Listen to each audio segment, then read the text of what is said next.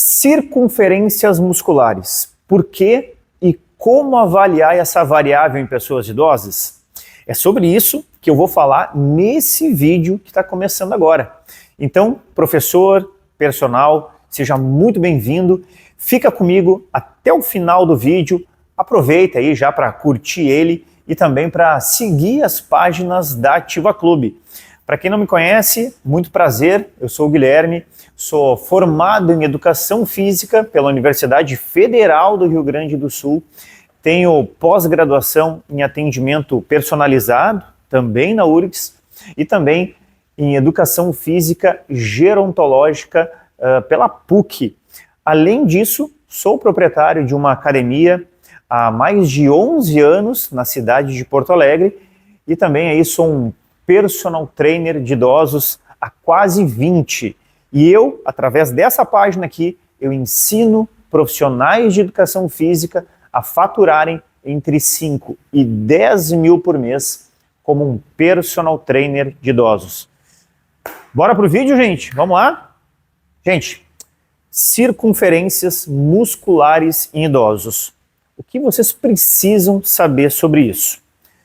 Primeiro, pessoal, é que no momento em que a gente avalia as circunferências musculares, a gente acaba criando condições de identificar possíveis assimetrias nos nossos alunos. E dependendo dessa diferença de um lado para o outro, isso aí pode acarretar em danos para o aluno, né? E também vai acarretar em uma prescrição de treino diferenciada, porque a gente vai ter que fazer algumas adaptações. Se a gente mede, por exemplo, a panturrilha direita e a esquerda e encontra uma diferença significativa, isso pode indicar algumas situações para a gente. Primeira delas, pode ser daqui a pouco uma questão de desuso, né? Ou seja, o aluno utiliza um lado menos que o outro, né? O que é comum até em idosos que já tiveram algum tipo de lesão ou evitam apoiar, né, em um dos lados. Outra situação que pode acontecer em função disso é uma sequela de um AVC. Pode ter uma hemiparesia, que a gente chama, né, onde um lado perde mais massa muscular que o outro. Pode ser em função de problemas ortopédicos, uma artrose, uma lesão que ele tenha tido. E também pode acontecer uma alteração funcional, né? Pode ser que um lado mais fraco já esteja prejudicando o equilíbrio e a marcha do nosso aluno idoso. Outra questão importante é que, avaliando as circunferências musculares, a gente pode visualizar a evolução dos nossos alunos, né? Então, se a gente está fazendo um trabalho para aumentar a massa muscular dos nossos alunos, a tendência é deles aumentarem as circunferências musculares. Mas é só avaliando que a gente vai conseguir identificar com precisão o quanto que esses alunos estão evoluindo. Uma terceira vantagem é que algumas circunferências, elas apresentam fatores de risco para a saúde do idoso. E aqui eu me refiro à circunferência da cintura, que está relacionada ao risco de doença cardiovascular, e também a circunferência da panturrilha esquerda, que tem uma relação direta com a massa muscular de idosos. Então, como vocês podem ver, é extremamente importante a gente saber avaliar as circunferências. É importante que esse tipo de medida esteja na avaliação de vocês. Pelo menos essas duas últimas que eu acabei de citar para vocês, tá? A vantagem para a gente é que, para avaliar as circunferências musculares, a gente precisa apenas de uma fita métrica, que é um objeto barato, pequeno e fácil de carregar. O cuidado que a gente precisa realmente é de como pegar, como avaliar essas medidas. E é isso que eu quero mostrar para vocês agora. E eu vou mostrar isso para vocês de uma maneira diferente, chamando a atenção de como não fazer as medidas, justamente para que vocês fiquem atentos aos detalhes da execução, beleza? Então, eu vou apontar agora 5 erros que podem ser cometidos durante a avaliação, a medida, né, das circunferências musculares. Vamos lá, então?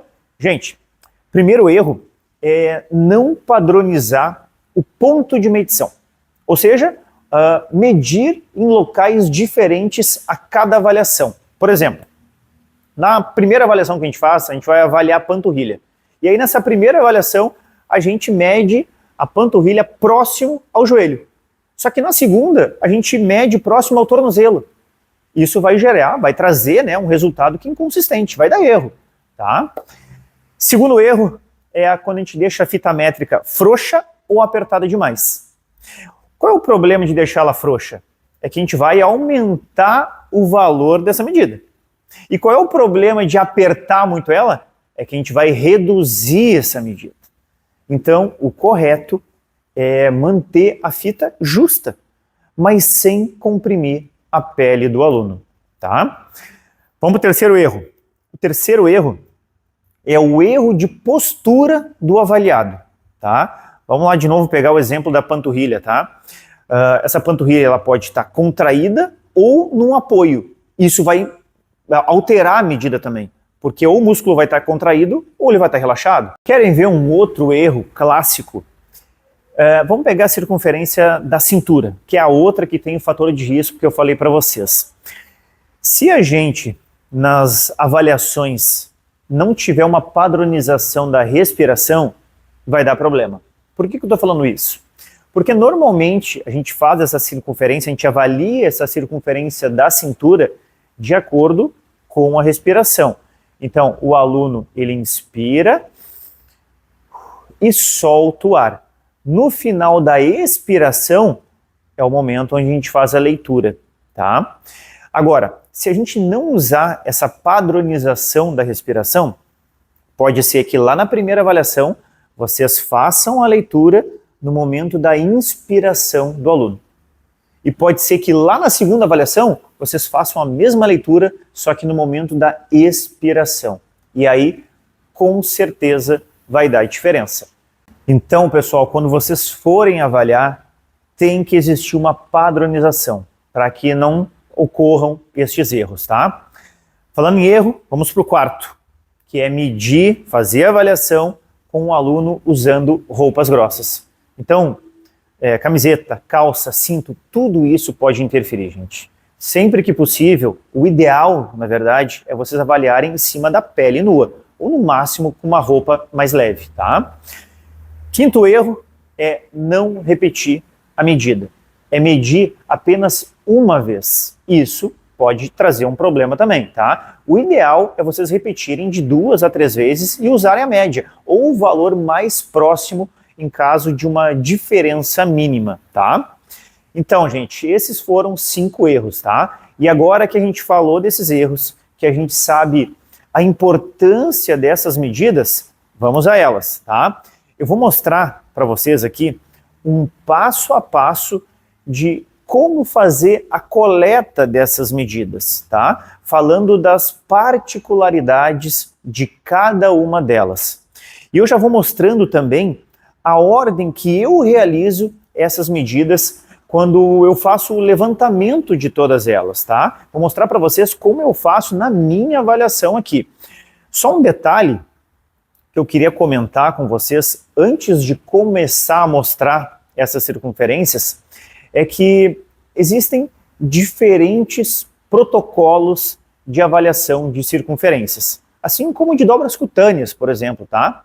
Eu mesmo já fiz diversos cursos que apresentaram diferentes localidades do corpo para a gente verificar uma medida. E isso, por vezes, gente, faz a gente se confundir um pouco, né? Então, o que eu procuro ensinar para os meus alunos é a maneira mais prática de se avaliar, tá? Porque muitas vezes os protocolos, eles apresentam locais de medidas que são muito difíceis de acessar, ainda mais quando se trata de alunos idosos. E isso dificulta o nosso trabalho, né?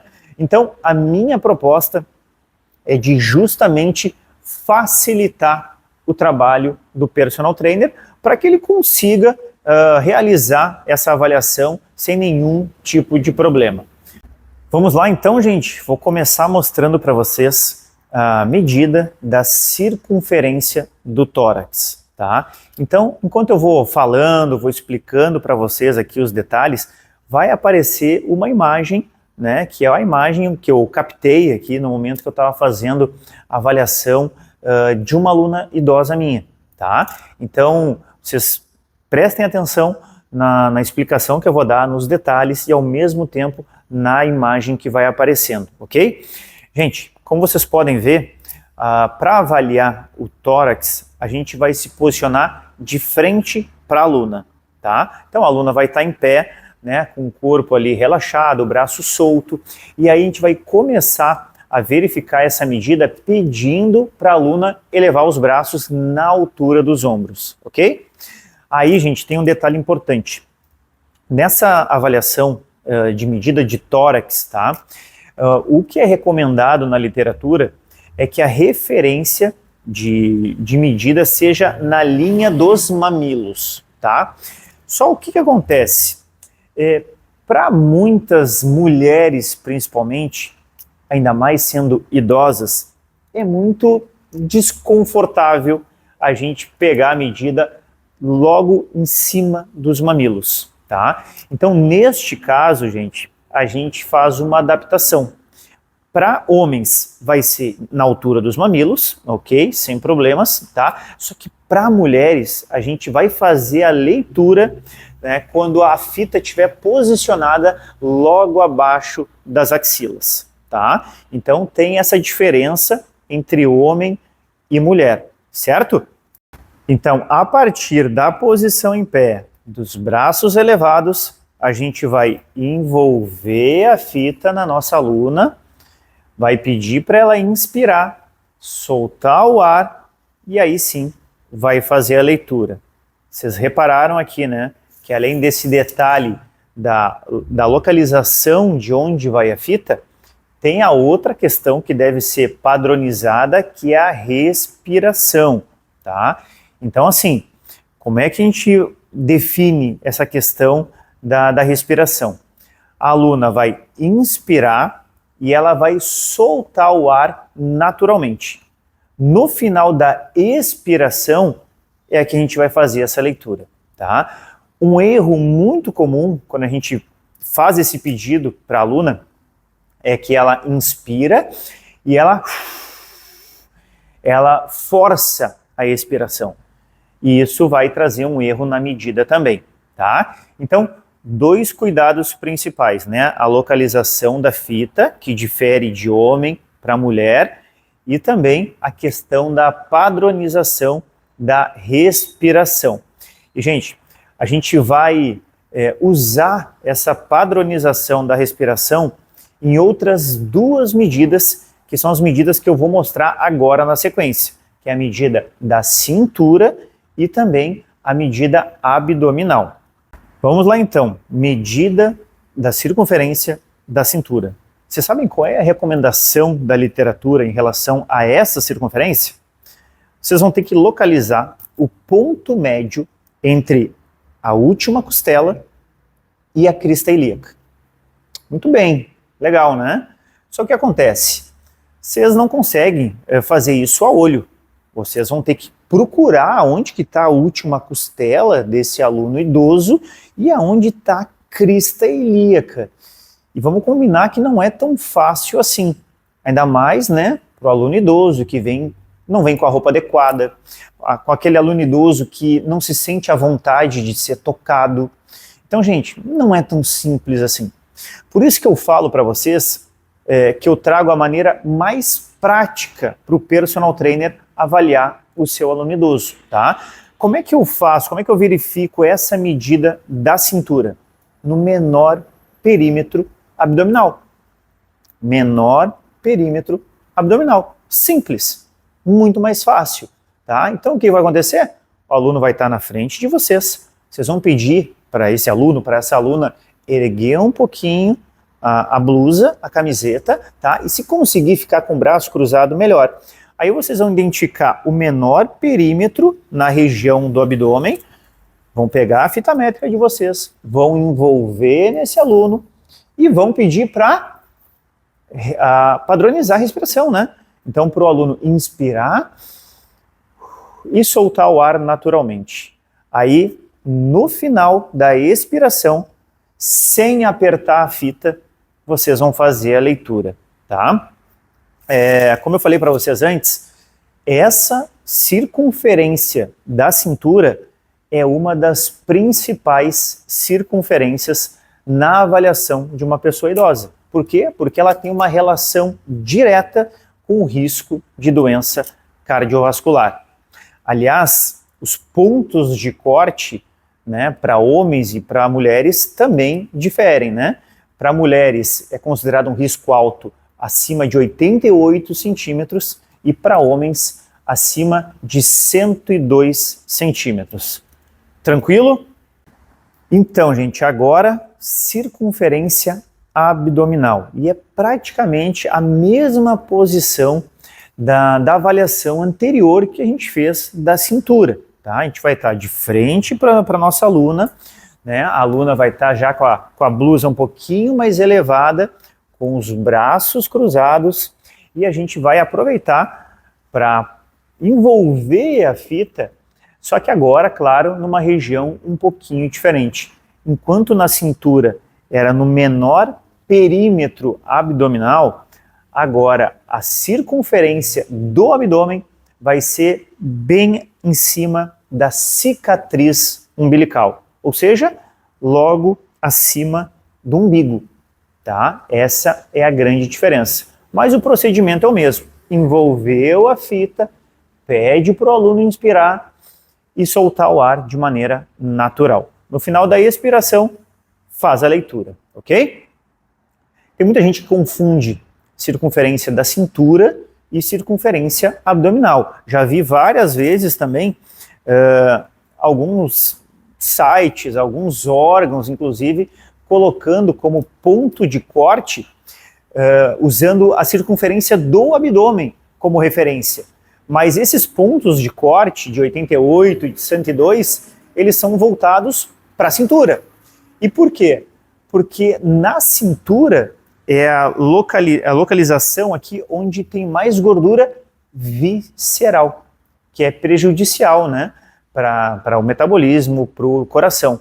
Então, por isso que a circunferência da cintura é que está mais relacionada com o risco de doença cardiovascular, e não a circunferência do abdômen, que é um pouco mais embaixo e que é uma gordura mais subcutânea, tá? Então tem essa diferença e vocês têm que ficar atentos a isso também. Muito bem, saímos das circunferências da cintura, do abdômen, agora a gente vai um pouquinho mais para baixo e a gente vai avaliar a circunferência do quadril. Gente, no quadril passa a já ficar um pouco mais simples, porque a gente não precisa mais utilizar a padronização da respiração, tá? A única coisa que vai mudar em relação à posição da cintura e do abdômen é que agora o aluno vai deixar os pés unidos. Então ele vai aproximar os pés. Ele pode continuar com os braços cruzados, tá? E a gente vai verificar essa medida no maior volume da região glútea ou da região do quadril, tá? Então fica bem mais simples, né? A gente vai pegar a fita, vai envolver no maior volume, né, da região do glúteo e vai fazer a leitura. Aqui sim tem que ter um cuidado maior ainda com a questão de apertar, de não apertar, no caso, a fita, tá? E outro detalhe importante aqui é em relação às vestimentas do aluno, né? Principalmente nessa medida do quadril. Então, orientem sempre o aluno de vocês a irem com roupas adequadas. Eu, inclusive, eu faço uma mensagem um dia antes da avaliação e mando para esse aluno, informando a ele quais os tipos de vestimentas, né, quais são as orientações de avaliação física para a gente não ter nenhum tipo de problema e conseguir avaliar com mais tranquilidade, tá? Então, avaliação da circunferência do quadril, não tem muito mistério, o aluno só vai aproximar bem os pés, a gente vai envolver a fita na maior região glútea, ok? Muito bem, saímos do quadril e agora a gente volta à região superior do corpo para ver a medida de braço.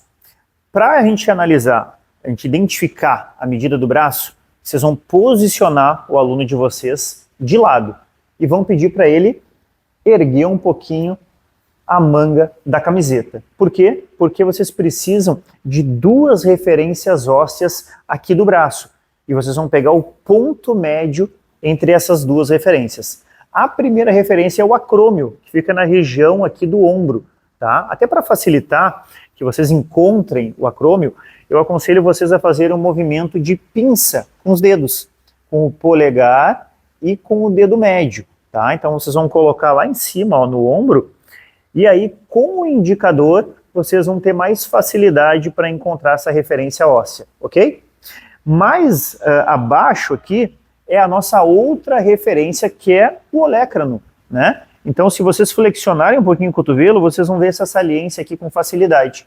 E aí, gente, para a gente ter essa referência da medida do braço, vai ser o ponto médio entre o olecrano e o acrômio, ok? Então, o aluno de vocês vai estar com o braço ao longo do corpo, relaxado, vocês vão encontrar o ponto médio aqui, vão fazer uma marquinha e vão envolver a fita ao redor dessa referência, tá? Não tem muito mistério, né? É simplesmente não apertar a fita ali e ver quantos centímetros deu. Vocês vão fazer lado direito e lado esquerdo também, até para ver se existe algum tipo de assimetria entre os dois lados, tá? Muito bem, mudando um pouquinho aqui o cenário, a gente sai da medida do braço e volta para a região inferior do corpo para ver a medida de coxa.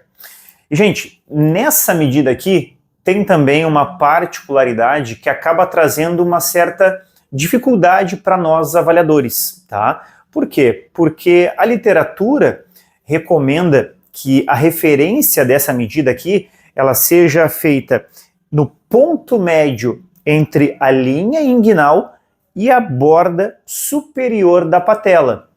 Tá, a borda superior da patela é até fácil de encontrar. O problema é a linha inguinal, né? Porque é um ponto que fica um pouco subjetivo, é difícil de encontrar essa localização de maneira correta, ainda mais com um idoso que não gosta de ser tocado, ainda mais com um idoso que não vem com a roupa adequada. Então, neste caso aqui, eu optei por usar uma recomendação de um outro protocolo de circunferências, que traz como referência a fossa poplítea, que é aquela parte de trás do joelho. Então tem um ponto exato ali atrás do joelho que a gente vai utilizar como referência. E como é que a gente faz então? A recomendação deste protocolo é a seguinte: com pessoas que têm mais de 1,70 m de altura, a gente vai medir 20 centímetros da fossa poplítea para cima. E é nessa altura da coxa que a gente vai verificar a circunferência. Agora, para pessoas que têm abaixo de 1,70 m, a gente vai marcar 15 centímetros da fossa poplítea para cima. Então vai ficar um pouquinho mais baixo em relação, né, àquelas pessoas que têm uma estatura maior.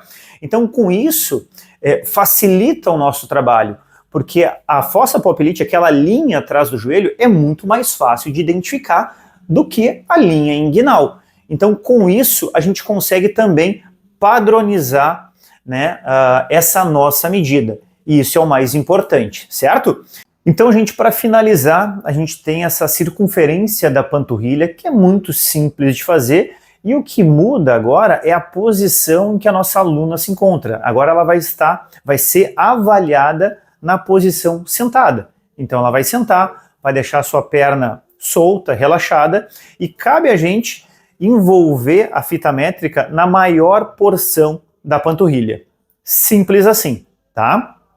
Vamos lembrar, né, que eu falei para vocês que a circunferência da panturrilha, no caso da panturrilha esquerda, é uma das mais importantes quando a gente vai avaliar um aluno idoso. Por quê? Porque ela tem uma relação direta com a massa muscular de pessoas, né, dessa faixa etária. Então, quando a circunferência do idoso está abaixo do que é recomendado, ele tem um risco aí de ter sarcopenia, tá? Uma doença crônica aí, onde ocorre perda de massa muscular, perda de força muscular e também de função física. Então, é fundamental que a gente tenha conhecimento, né, sobre esses fatores de risco, porque a gente vai estar lidando direto com isso no nosso dia a dia. Por fim, a gente finaliza então aí essa questão das circunferências e eu vou voltar agora para o estúdio B, onde eu estava. Portanto, minha gente, quem souber aplicar esse tipo de avaliação vai ter muito mais informações sobre o seu aluno e dessa maneira vai ter muito mais segurança para prescrever o que é mais adequado para ele, tá? Além disso, vai ter também a possibilidade de fazer uma prescrição de treino muito mais condizente com aquilo que o aluno idoso precisa, né? E vai conseguir mostrar também as evoluções que esse aluno vai conquistando ao longo do tempo, tá? Coisa que um personal que não avalia o seu aluno não consegue entregar. Então, como eu sempre falo, o personal que avalia, ele torna o seu trabalho muito mais profissional. Ele valoriza o seu próprio produto, né? E assim ele tem condições de cobrar mais dos alunos e, consequentemente, ele vai ganhar mais no final do mês. Claro, né, que eu vou falar mais uma vez aqui que não adianta nada vocês saberem medir todas essas circunferências, saber avaliar os alunos, se vocês não usarem as informações da avaliação na prescrição dos treinos. Assim como não adianta nada vocês saberem avaliar, mas as pessoas não saberem que vocês avaliam. Então, esse é um tipo de conteúdo que vocês devem explorar na rede social de vocês. Até porque, como eu já falei muitas outras vezes, são poucos os personagens que sabem avaliar. E sendo assim, vocês serão profissionais diferenciados. Tá? Para publicar, para usar esse conhecimento como vantagem para vocês, é claro também que vocês precisam saber vender o trabalho de vocês, porque um personal com faturamento entre 5 e 10 mil por mês não é aquele que tem o melhor conhecimento técnico, não é. É aquele que tem mais alunos. Então, um personal diferenciado, sim, ele precisa ter conhecimento técnico, mas isso somente não basta. Ele precisa, sim, atrair as pessoas através do conhecimento que ele tem. E é tudo isso que eu ensino aqui no canal da Ativa Clube, no YouTube e também no Instagram. Beleza, pessoal? Então, eu queria agradecer muito pela participação de vocês aí. Aproveitem para curtir esse vídeo aqui e seguir as páginas da Ativa, tá? Até o próximo vídeo.